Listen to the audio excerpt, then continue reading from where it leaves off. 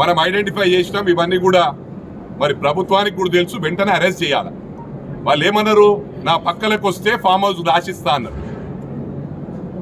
ఇవి ఆమె చెప్పినాయి. మరి ఎవరికి ఫామ్ హౌస్లు ఉన్నాయి? పూర్ణచందర్కి ఉందా ఫామ్ హౌస్? ఏం వెంకన్నా పూర్ణచందర్కి ఉందా అన్న ఫామ్ హౌస్? మరి ఫామ్ హౌస్ ఎవరికి ఉన్నాయి? అంటే తప్పు చేయొచ్చు వాళ్ళు. వీళ్ళు తప్పు చేస్తున్నారని చూపించినోడు తప్పు అవుతుంది. అలా అయ్యో ఇట్లా ఏళ్ళు చూపించిండని. అరే కొడుకులకు సిగ్గులు లేవు, మీడియాల ముందుకు వచ్చి పెద్ద పెద్ద నరుకుతుర్రు. ఎట్లా పడితే అట్లా ఏం సంగతి రా అంటున్నారు. బిడ్డా చెప్తున్నాము, మీకే చెప్తున్నాం. రేపు కార్యకర్తలు చేసిన మీరు 10 సంవత్సరాలు వాడుకున్నారు కార్యకర్తలు. వాళ్ళు కూడా మా కుటుంబ సభ్యులే. వాళ్ళని ఏమనం. కొడుకుల్లారా, నాయకులను ఒక్కొక్కరిని బట్టలిప్పి పరిగెత్తిస్తామని చెప్పి కూడా మరోసారి మీడియా ద్వారా హెచ్చరిస్తా ఉన్నాను. రాధాకృష్ణ గారికి పూర్తిగా అండగా ఉంటాం, మీడియాకు పూర్తిగా అండగా ఉంటాం. మీడియాది ఏదైనా గొడవైనప్పుడు మీడియాతో మాట్లాడాలి, కానీ మొత్తము ఆంధ్రాను సీన్ మీదకి తెచ్చి ఆంధ్ర తెలంగాణ ఫీలింగ్ తెస్తే ఇక్కడ ఒకడు నమ్మే పరిస్థితి లేదు. పొద్దున్న లేస్తే దోస్తాన్ చేసిందంతా కేటీఆర్ ఎవరితో దోస్తాన్ చేసిండో అందరికి తెలుసు. ఎవరి బర్త్డేలకు పోయిండో అందరికి తెలుసు. మరి ఎవరికి కాంట్రాక్ట్లు ఇచ్చిండో అందరు చూసిండ్రు. మీరు ఏం చెప్పినా నమ్మే పరిస్థితి లేదు. మీరు ఇవన్నీ మానుకోండి. మీడియాను మీరు ఆనాడు పాతాళానికి దొక్కేస్తా అన్నాడు కేసీఆర్. ఆంధ్రజ్యోతిని బ్యాన్ చేస్తే వాళ్ళు సుప్రీంకోర్టును ఆశ్రయించి అక్కడికి వెళ్ళి తెచ్చుకున్నారు ఆర్డర్. ఇవన్నీ ప్రజలు గమనిస్తా ఉన్నారు.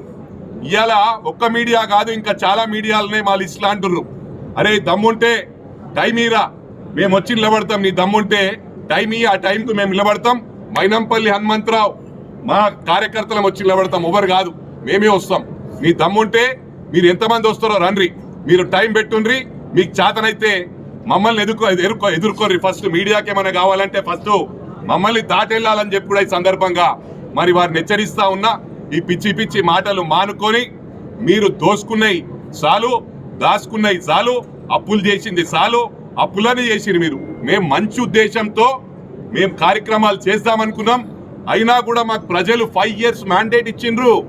5 సంవత్సరాల్లో ఊహించని విధంగా రేపు ప్రజలు అడగకుండా ఓట్లేసే విధంగా మా రేవంత్ రెడ్డి గారు పనిచేస్తారు. నేను 100 సార్లు చెప్పాను. రాహుల్ గాంధీ గారు ఈరోజు కూడా ఎకానమీ ఫ్లైట్లో ట్రావెల్ చేస్తాడు. మీరు అదేవిధంగా ప్రియాంక గాంధీ ఒక డబుల్ బెడ్రూమ్ అపార్ట్మెంట్లో ఉంటుంది. అరే మీరేమో ఫామ్ హౌస్లో అయిపోయే, సొంత ఫ్లైట్లు అయిపోయే, లక్షల కోట్లకు ఎదిగిన ఎట్లా మాట్లాడుతున్నారు అంటే ఎంతో రాజకీయ అనుభవం ఉన్నట్టు పీకుడుగాల్లాగా ఎట్లా పడితే అట్లా మాట్లాడుతుండ్రు. ఇప్పటి నుంచి బిడ్డ నిన్నటి దాకా నా కొడుకుని కంట్రోల్ చేసిన, మాట్లాడొద్దు బాగుండదు మర్యాద అని. మీలాంటి వాళ్ళకి మర్యాద ఇస్తే మేము గంగలు కలుస్తాం. నేను అందరినీ కూడా చెప్తా ఉన్నా, వాళ్ళు చిన్న పెద్ద లేకుండా ఆ రోజు మోడీని కూడా మోడీ గాడు అన్నాడు. అదే విధంగా రేవంత్ రెడ్డిని ఏ విధంగా మాట్లాడుతున్నాడు. నిన్న వార్తల్లో చూడడం జరిగింది. ఏబిఎన్ ఆంధ్రజ్యోతిపై బీఆర్ఎస్ దాడి చేస్తామని చెప్పి ఒక్కసారి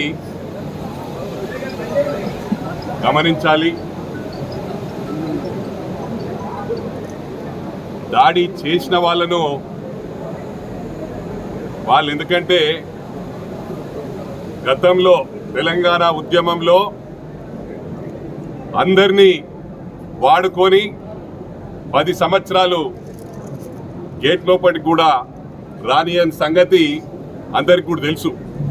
అందుకు పెద్ద మనసుతో వాళ్ళు కూడా మా పిల్లలే కాబట్టి దాడి చేసిన వాళ్ళని వదిలిపెట్టి నా కొడుకుల్లారా ఒక్కొక్కరిని హెచ్చరిస్తా ఉన్న లీడర్ నాయకులు ఎవరైతే రెచ్చగొట్టి ప్రెస్ మీట్లు పెట్టి మాట్లాడుతూ ఉన్నారో వాళ్లను మా కార్యకర్తలు పరిగెత్తించి ఉరికిచ్చి కొడతారని చెప్పి ఈ సందర్భంగా తెలియజేస్తా ఉన్నా. మరి అదేవిధంగా ఏబిఎన్ రాధాకృష్ణ గారు నిజామాబాద్ నేటివ్ అయినది, బీర్కూర్ మండలం. అంటే మీ అయ్యే జాగిరా. తెలంగాణ అంటేనే మీది. ఒకటి గుండె మీద చేసుకొని ఆత్మ పరిశీలన చేసుకోవాలా. జిహెచ్ఎంసీ ఎలక్షన్స్ మునుపు ఇదే కేసీఆర్ గారు ఆంధ్ర వాళ్ళకి ఏదైనా కష్టం వస్తే వాళ్ళ కాలుకు ముళ్ళు గుచ్చుకుంటే నా పంటితో తీస్తా అన్నాడు. మర్చిపోయిందిరా? అంటే రాజకీయ లబ్ధి కోసం ఏదైనా మాట్లాడతారు మీరు. మరి అదే విధంగా గమనించాలా, మొన్న రాష్ట్రం మొత్తం చీగొట్టిరు మిమ్మల్ని. గ్రేటర్ హైదరాబాద్లో సీమాంధ్ర వలన, అదేవిధంగా అన్ని రాష్ట్రాల ప్రజల వలన, అంటే గ్రేటర్ హైదరాబాద్ అంటేనే మినీ ఇండియా, మీకు వచ్చిన సీట్లే గ్రేటర్ హైదరాబాద్లో. మళ్ళా ఏదైనా అవసరం వచ్చినప్పుడు సెంటిమెంట్ వాడతారు. అంటే పార్టీ గ్రాఫ్ పడిపోతుంది అనగానే వెంటనే ఆంధ్ర తెలంగాణ ఫీలింగ్ తెస్తారు. అరే నా కొడుకుల్లారా, మీ బాస్ కొడుకులే అమెరికాలో చదువుకొని వచ్చిర్రు, అమెరికాలో ఉద్యోగం చేసిర్రు. మరి ఎవరయ్యా జాగిరని పోయినరా? ఆడికి ఎవరు తిండి తిన్నారా? ఎక్కడ ఉన్నా కూడా ఒకటి గమనించాలి, ఈ ఫీలింగ్ తెస్తే మాత్రం బిడ్డ ఒక్కొక్కరిని పరిగెత్తి కొడతామని చెప్పి ఈ సందర్భంగా తెలియజేస్తా ఉన్నా. మీకు ఒక ఆనవాయితీగా మారింది. ఎన్నికలు అయిపోగానే 10 సంవత్సరాలు అందరితో దోస్తాన్ చేసిండ్రు. బయట రాష్ట్రాలకు కాంట్రాక్ట్లు ఇచ్చిండ్రు. కమిషన్లకు తన తేడా లేకుండా ఎవరు కమిషన్లు ఇస్తే వాళ్ళకి కాంట్రాక్ట్లు ఇచ్చిండ్రు. సీమాంధ్ర దోస్తులే మాత్రం బర్త్డేకి పోతుండే, ఇక్కడ గెలవకపోతుండే. అది నేను దానికి వ్యతిరేకం కాదు.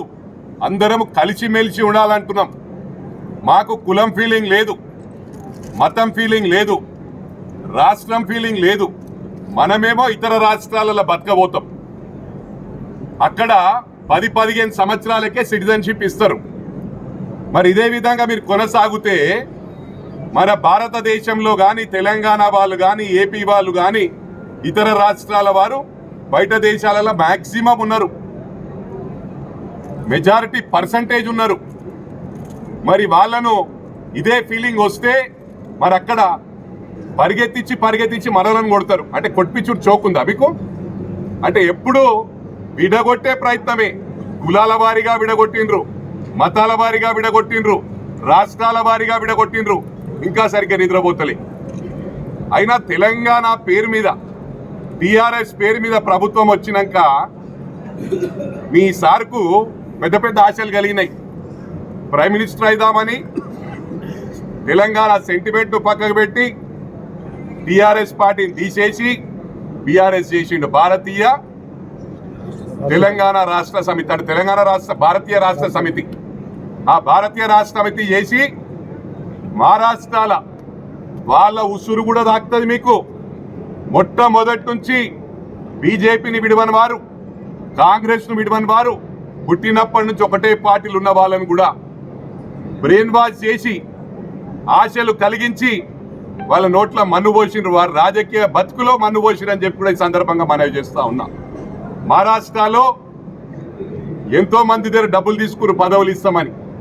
తర్వాత నాకు మహారాష్ట్రలో ఎంతో మంది దోస్తులు ఉన్నారు, రాజకీయ నాయకులు ఉన్నారు, మంత్రులు ఉన్నారు.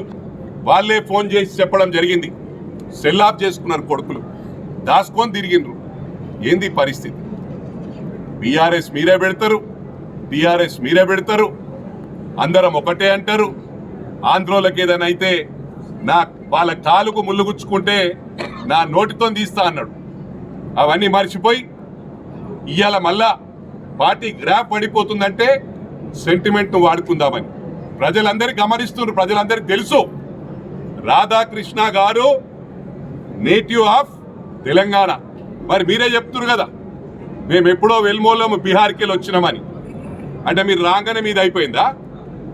ఇవన్నీ కూడా ఈ ఫీలింగ్స్ పక్కన పెట్టండి. ఏదైనా ఉంటే రాజకీయంగా మాట్లాడుండ్రి. ఎట్లా పడితే అట్లా మాట్లాడి మీడియాను బ్లాక్మెయిల్ చేసి ఒకటే చెప్తున్నా, నెక్స్ట్ టైం ఏముండదు. మీరు ఒకటి గమనించాల. నేను ఈ ప్రభుత్వానికి, మా గౌరవ ముఖ్యమంత్రి రేవంత్ రెడ్డి గారికి కూడా విజ్ఞప్తి చేస్తా ఉన్నా. ఏదైతే తెలంగాణ భవన్ ఇచ్చినామో ఇవాళ ప్రభుత్వం ఆ పార్టీ ఆఫీస్ కోసం ఇచ్చింది, దాంట్లో కమర్షియల్ యాక్టివిటీస్ చెయ్యొద్దు. ఇది గమనించాల. ప్యూనిస్ ఎట్లా నడిపిస్తారు అక్కడికి వెళ్ళి? ప్రభుత్వానికి వ్యతిరేకంగా ప్యూనిస్ ఎట్లా నడిపిస్తారు అక్కడికి వెళ్ళి? పార్టీ ఆఫీస్ను కమర్షియల్ యాక్టివిటీస్కు వాడుతూ ఉన్నారు. ఇది ప్రజలందరూ కూడా గమనించాలా. వీళ్ళు ఏది చేసినా కూడా టోటల్ మిస్యూజే.